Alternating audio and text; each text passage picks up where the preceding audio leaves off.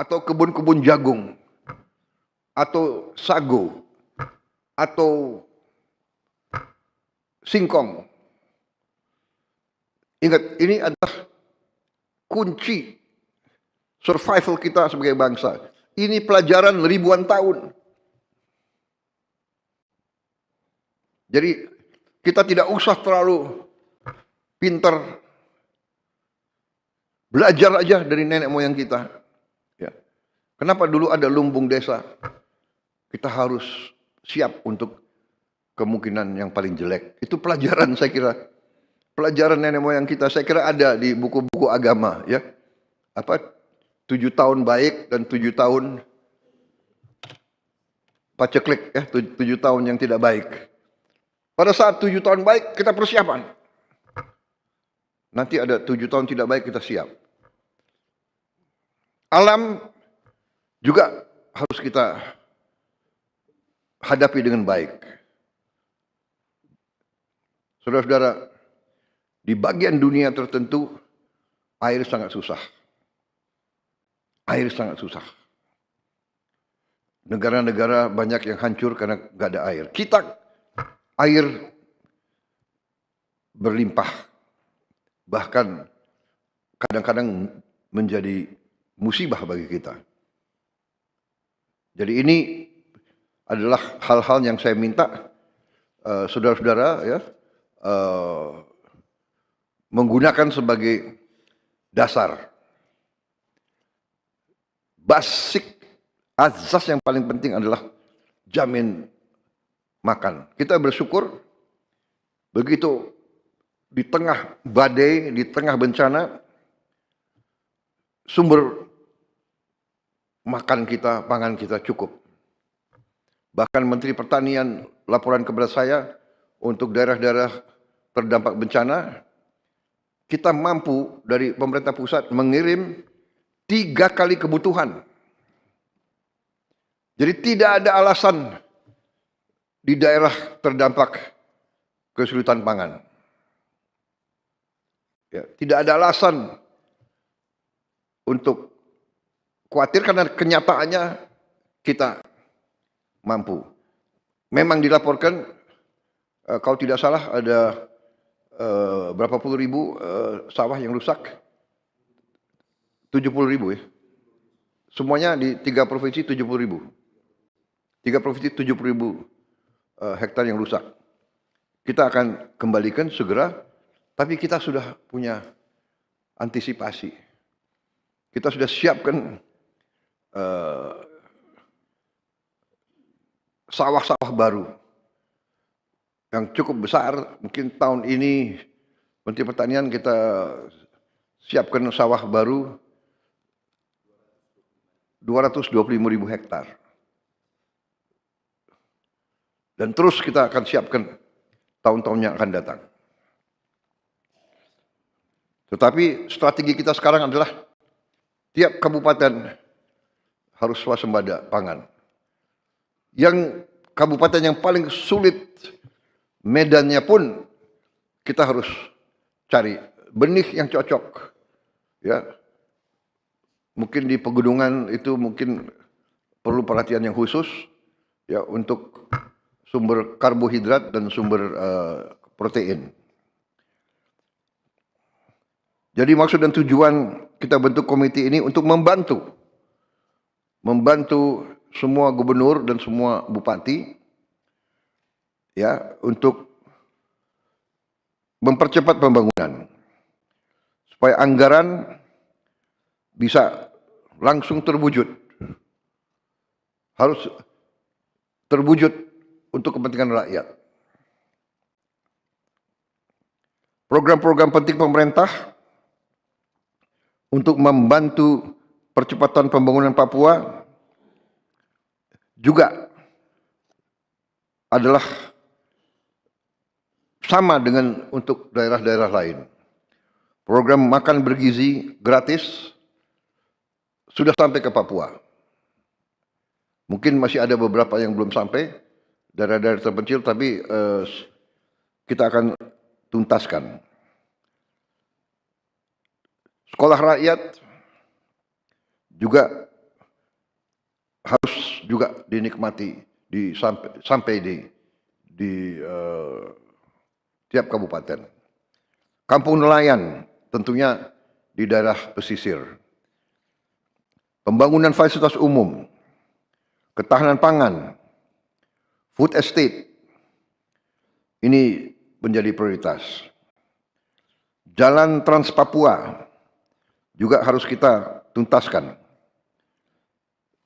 supaya akses ke semua bagian dari Papua lebih baik, membuka daerah-daerah yang terisolasi, juga agar harga logistik bisa kita potong, kita kurangi. Selain swasembada pangan, juga swasembada energi. Jadi kita berharap tiap daerah juga nanti swasembada energi. Saya kira Papua punya sumber energi yang sangat baik dan Menteri ESDM juga sudah merancang bahwa daerah-daerah Papua harus menikmati hasil daripada energi yang diproduksi di Papua. Di samping itu, kita ujungnya nanti daerah-daerah yang sulit, kita harus dengan menggunakan tenaga surya atau tenaga air. Teknologi tenaga surya sekarang sudah semakin murah dan ini bisa untuk mencapai daerah-daerah yang terpencil. Juga tenaga hidro juga sekarang ada hidro yang mini yang bisa juga dipakai di daerah-daerah yang terpencil. Ini semua adalah supaya ada kemandirian tiap daerah.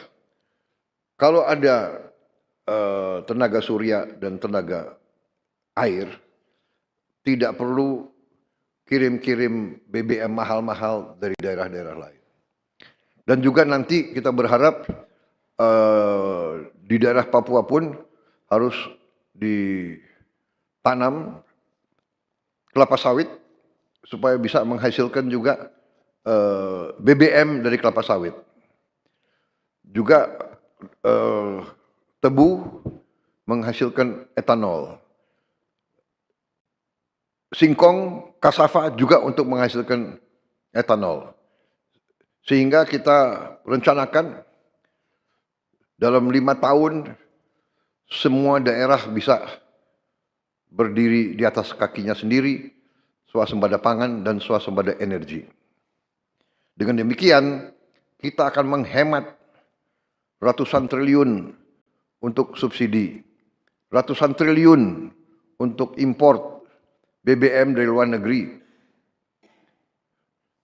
Tahun ini, tiap tahun kita mengeluarkan ratusan triliun untuk import BBM.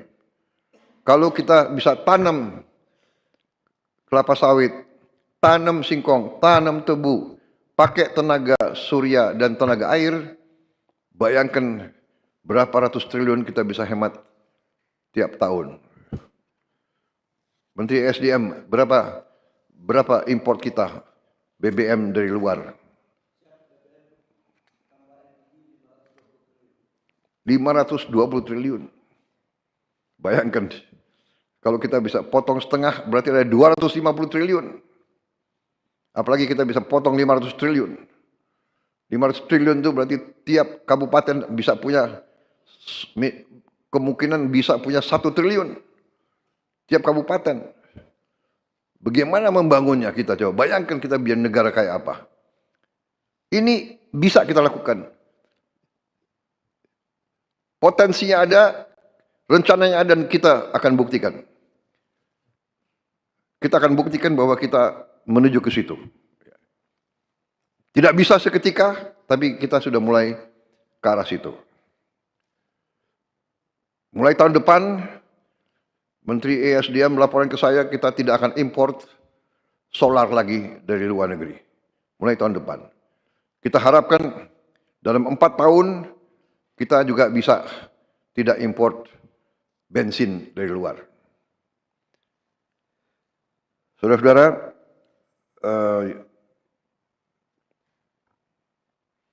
yang saya minta para bupati, para gubernur, koordinasi yang sangat dekat sama komite dan sama pihak pusat dari Bappenas, ya, dan menteri-menteri terkait, sehingga bagi kita jelas prioritas saudara apa. Silakan saudara-saudara merancang, para bupati sama gubernur, apa yang menjadi perhatian utama saudara-saudara, kesulitan utama saudara-saudara, prioritas saudara-saudara. Tidak mungkin kita bisa selesaikan semua seketika. Tapi kalau kita punya prioritas saudara-saudara, kita akan cocokkan dengan kemampuan yang bisa kita lakukan sekarang. Yang jelas dana otonomi khusus, ya, yang tahun ini belum dicairkan, ya, Menteri Keuangan. Dana otonomi khusus Pak sudah dicairkan Pak semuanya untuk tahun ini 12,696 triliun Pak. Tahun ini. Ini akan dijadikan satu tahun depan. Tahun depan berapa dana otonomi khusus? Dana otonomi khusus tahun depan agak turun Pak, di anggaran tahun 2026 itu sebesar 10 triliun. Jadi tahun depan kita akan punya 12 tambah 10. Yang tahun ini kan akan dijadikan satu sama tahun depan. Sudah, catatan kami sudah dicairkan Pak yang tahun ini, 12 triliun lebih tadi. Sudah dicarikan? Sudah Pak. Tahun depan ke daerah-daerah? Sudah, ke daerah-daerah semua Pak. Sudah, ya, berarti. Para gubernur sudah? Sudah? Oke, tahun depan kita coba kalau ada penghematan di bidang lain kita samakan kembali, ya. Ya. Tapi saya minta benar-benar para gubernur, bupati bertanggung jawab, ya.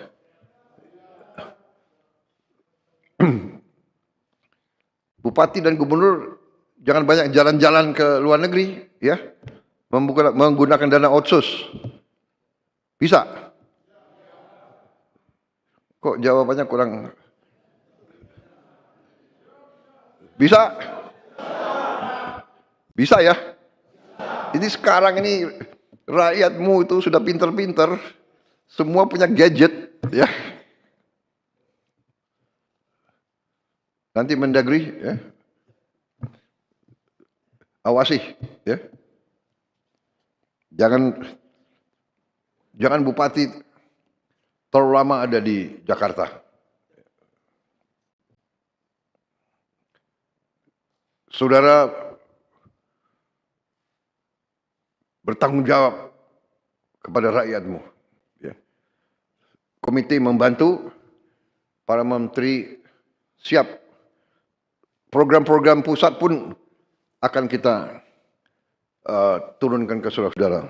Sebagai contoh, MBG mungkin untuk satu provinsi ujungnya juga sangat besar itu, ya. Karena MBG itu akan memberi makan ke semua anak.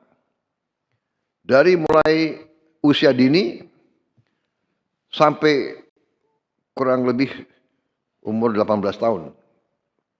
Oh, ya, lulusan SMA. Termasuk ibu-ibu hamil.